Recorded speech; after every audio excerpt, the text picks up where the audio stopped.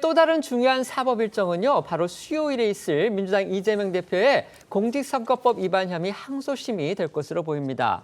어제 민주당에서는 이 대표 항소심 하루 전인 25일에 대통령 탄핵 선고를 내려달라 이렇게 촉구하는 발언까지 나왔습니다. 네, 이재명 대표의 공직선거법 위반 2심 선고 결과가 윤 대통령 탄핵 심판 결과보다 빨리 나올 가능성이 거의 확실해지면서 야권에서 조급한 기색을 감추지 못하고 있는 모양새인데요. 이 대표는 앞선 1심 재판에서 징역 1년에 집행유예 2년을 선고받아 피선거권이 박탈될 위기에 처한 상태입니다. 검찰은 지난달 2심 결심 공판에서도 1심 구형량과 같은 징역 2년을 구형했는데요.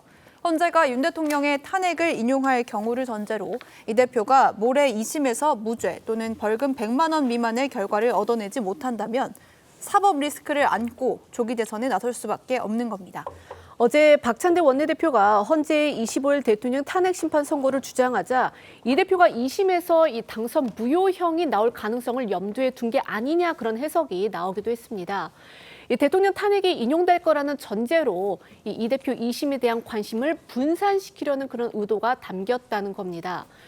다만 박 원내대표는요, 최대한 빠르게 진행하라는 차원이라 이렇게 이제 선을 그었고요. 오늘 민주당 내부에서는 일제히 이 대표의 무죄 판결을 주장하는 목소리들이 쏟아지기도 했습니다. 관련해서 오전 이 민주당 최고위에서 이 대표는 명백히 무죄다 이렇게 이제 주장을 했던 전현희 최고위원의 목소리 들어보시겠습니다.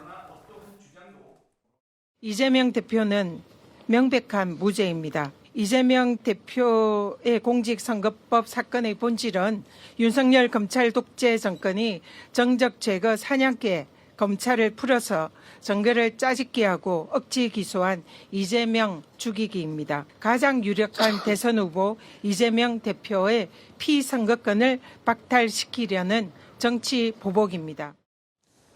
반면 여당에서는 이재명 대표의 선거법 2심 선고를 앞두고서 이 대표의 사법 리스크를 부각하고 있고요. 이를 계기로 해서 이를 또 고리로 삼아서 대야 공세에 전력을 쏟는 모습입니다. 네, 권영세 비대위원장은 오늘 비대위 회의에서 아무리 민주당이 발버둥을 쳐도 피고인 이재명이 저지른 8개 사건, 12개 혐의는 사라지지 않는다면서 이 대표가 할 일은 반성과 대국민 사죄라고 날을 세웠고요. 권성동 원내대표 역시 이 대표가 상고심을 간다고 해도 피선거권 박탈령을 피하기 어려울 거라고 주장하면서 사법부를 향해서 633 원칙을 지켜 신속하고 엄정한 판결을 내리라고 촉구했습니다. 직접 들어보시죠. 이재명 대표에 대한 사법부의 지연된 정의는 오늘날의 정치적 혼란을 일으킨 중대한 원인이 되었습니다. 이재명 대표와 민주당이 비록 겉으로는 무죄 운운하고 있지만 속으로는 유죄를 확신하고 있을 겁니다. 이재명 대표는 이미 전과 사범입니다. 그래서 12개 혐의로 5개의 재판부에서 재판을 받고 있습니다.